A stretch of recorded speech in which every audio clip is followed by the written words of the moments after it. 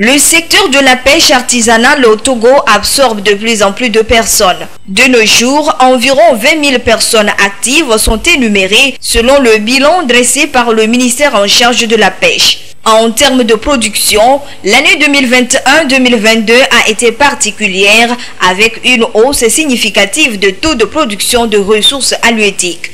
Résultat des efforts du gouvernement togolais. Pour rappel, des actions ont été menées pour la promotion de l'aquaculture, la modernisation du port de pêche et la réorganisation du secteur de la pêche. Ça fait quelques années qu'il nous a construit un beau port de pêche. C'est déjà un premier acquis. Avec l'arrivée de ce port, il nous a créé notre propre ministère avec une direction de la pêche et de l'aquaculture. Actuellement, on est bien structuré. Avant, on n'a pas de fédération. Aujourd'hui, nous avons une fédération. Avec cette dynamique fédération, tout se déroule bien. Donc, on tient à remercier sincèrement le gouvernement. En termes de structuration et de réorganisation, le secteur de la pêche artisanale se porte bien. Mais la production connaît ces derniers temps certaines difficultés. Des espèces de poissons se font rares, avec comme conséquence la hausse des prix sur le marché. Les activités de pêche tournent également au ralenti, comme le témoignent des pêcheurs et des femmes conservatrices de poissons frais que nous avons rencontrés au port de pêche. Sans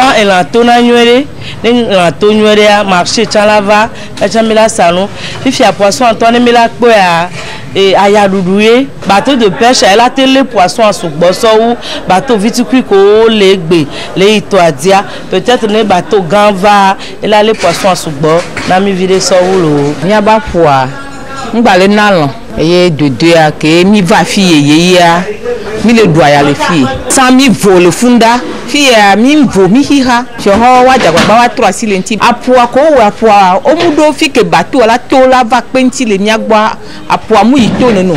No pere nianti, no wa wo pea. Alors ben no nami bateau de pêche, game bateau de pêche là no va fille.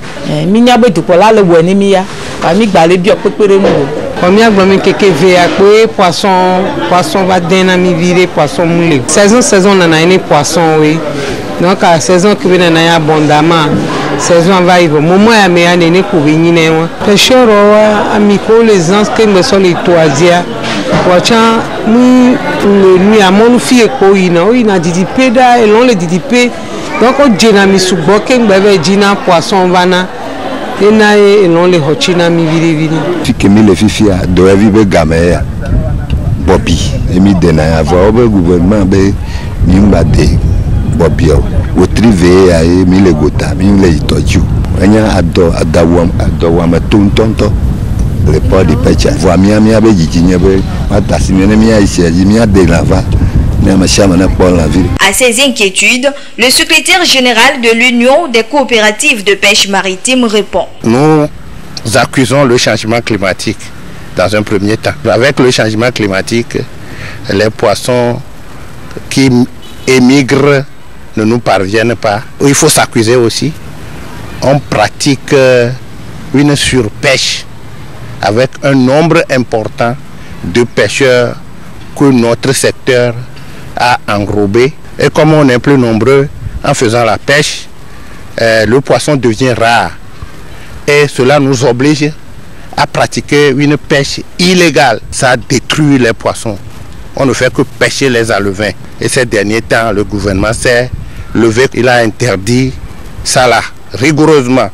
On ne pratique plus cette pêche là, la pêche à feu, la pêche avec les éléments chimiques et la pêche avec les filets moustiquaires. Beaucoup de défis restent encore à relever pour un secteur de pêche plus productif, plus rentable. Il devait avoir un repos biologique pour pouvoir permettre aux poissons de se reproduire. Quand nous respectons les normes de la pêche, je crois que le poisson ne va jamais manquer si on garde les alevins qui vont se développer et pouvoir alimenter. Avec l'aquaculture, l'engagement du gouvernement, le poisson va encore revenir sur le terrain et on ne va plus importer de poissons. Le secteur de la pêche, rappelons-le, contribue actuellement à près de 4,5% du PIB national.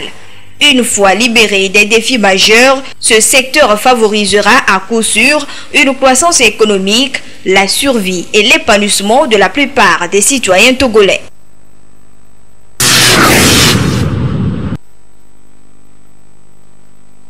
Des ouvriers à l'œuvre avec des bulldozers et des bennes pour charger la route. À côté, des caniveaux déjà construits sont bien visibles. Nous sommes ici sur le tronçon du petit contournement à Agoué. Les travaux de réaménagement et de modernisation entamés depuis quelques mois se poursuivent sur cette voie au grand bonheur des riverains. Ils saluent cette initiative du gouvernement qui participe au développement des activités socio-économiques. Ça m'a plu quoi. Ça fait de cela quelques mois, je suis arrivé ici, j'ai ouvert ce petit atelier. Et puis je vois qu'on a commencé par construire la route. Mais je suis très content. Je suis très content parce qu'on attendait ça là, ça fait des années quoi. Je remercie le gouvernement pour ça. Ça permet le développement du pays. Ils viennent de commencer et que le travail aussi avance très rapidement parce que c'était une voie qui n'était pas vraiment praticable. Et ça va beaucoup aider dans le développement de notre pays. Une route, c'est nécessaire pour une population. Donc, nous sommes tellement très contents. Ça va nous faciliter les tâches. L'arrivée, la sortie, ça va nous faciliter. Avec ces travaux, la voie est peu praticable compte tenu des barrages observés à certains endroits. Les riverains souhaitent que les activités puissent s'accélérer pour libérer vite la voie. Ça a traîné un peu, mais nous aussi on prie qu'ils n'ont qu'à évoluer comme ils ont débuté. Avec cette allure, quelques mois, ça va finir. Nous voyons ça que ça traîne parce qu'il y a des caniveaux qui traînent devant nous là. Bon, la route, ça n'avance pas. Avant qu'ils ont commencé là, comme il pleuvait à ce moment-là, dès maintenant, nous sommes en saison sèche. Donc je vois qu'ils sont en train d'avancer avant la tombée de la pluie. Vivement que les préoccupations de ces riverains soient prises en compte pour vite achever les travaux afin de leur permettre de vaquer librement à leurs activités.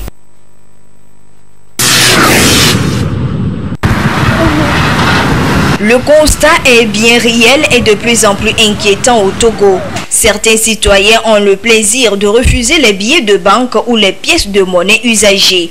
Malgré les interdictions de cette pratique considérée comme illégale, le phénomène persiste un peu partout dans la société. Les gens font ça et ça cause beaucoup de problèmes. Si je te donne et tu dis que ce n'est pas bon, je prends ça et je pars.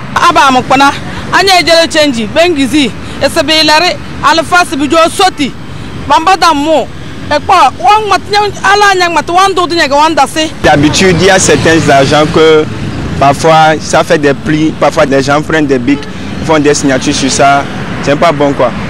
Donc parfois ils refusent, il y a des bics qu'ils ne peuvent pas prendre, que si ils amènent ça ici, ça, ils ne prennent pas. Et c'est le voir, on le gbekwe, nous trop so change non pour la be gamu yon be yo muja ho.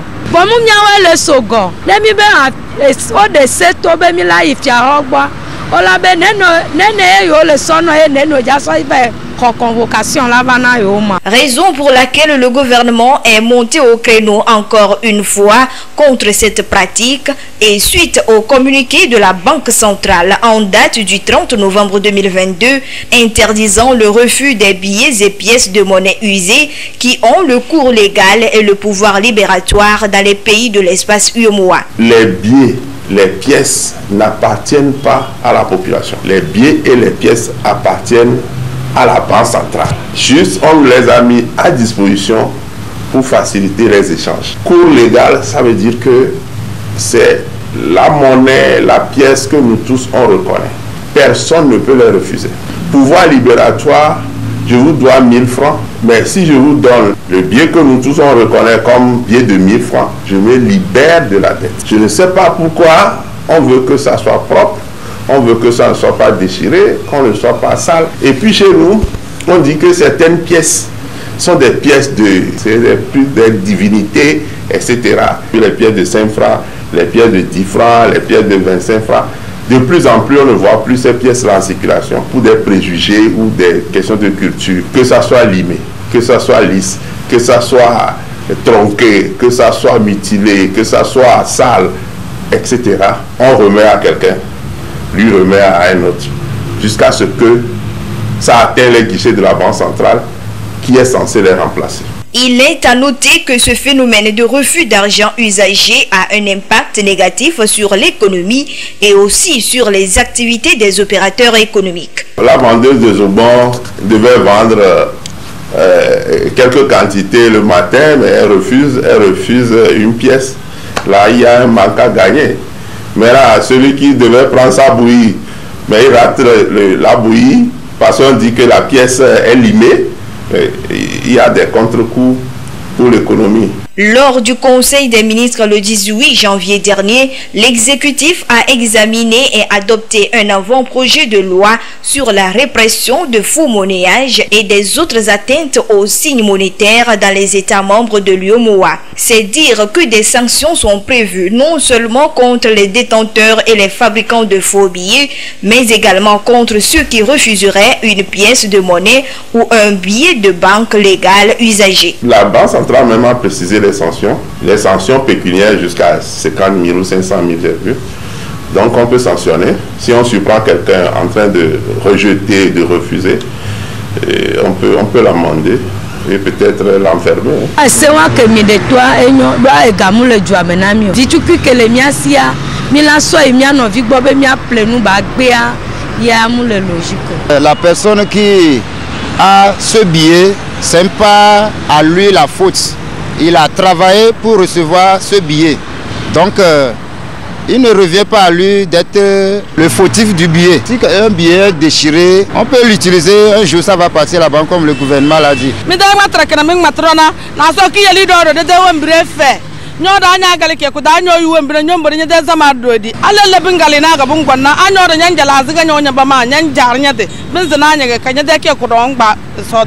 C'est une bonne chose. Donc le gouvernement continue comme ça. Il revient à la population de prendre conscience car il y va de son bien-être socio-économique et du développement de l'économie nationale. Si la prise en charge n'a pas été précoce, sont entre autres la surdité, c'est-à-dire que la personne peut devenir sourde, elle peut même devenir muette. Et même il y en a qui peuvent sortir aussi avec une réduction de la mobilité, c'est-à-dire qu'une personne peut guérir mais rester infirme. Et le pire, c'est la mort. Ce sont là quelques complications de la méningite. C'est une maladie contagieuse caractérisée par l'inflation des méninges. Elle fait souvent son apparition en période d'harmattan et ne met personne à l'abri. La méningite est causée par des bactéries et des virus. La méningite peut être entraînée par tout ce qui est microbe, mais particulièrement c'est souvent les bactéries et les virus qui sont à l'origine, parmi lesquels on peut peut-être citer le Neisseria meningitidis, l'hémophilus influenzae de type B, le pneumonier, le streptococcus pneumoniae et autres germes. Ça peut être aussi des virus. Et ces virus-là sont souvent transmis d'une personne à l'autre à travers donc les gouttelettes de salive. Et ces gouttelettes de salive-là peuvent être projetées lors de la toux, de l'éternuement même, au moment où nous parlons. Et ces gouttelettes-là vont se retrouver dans la nature et voire même dans la poussière. C'est pour cette raison que généralement la méningite déclenche surtout en temps de poussière, surtout au moment de l'harmattan où il y a de fines particules de saleté dans l'air, où il y a aussi des microbes. C'est comme ça la contamination se fait en respirant, soit de l'air déjà souillé ou contaminé, ou bien en étant en contact étroit avec une personne qui fait la maladie.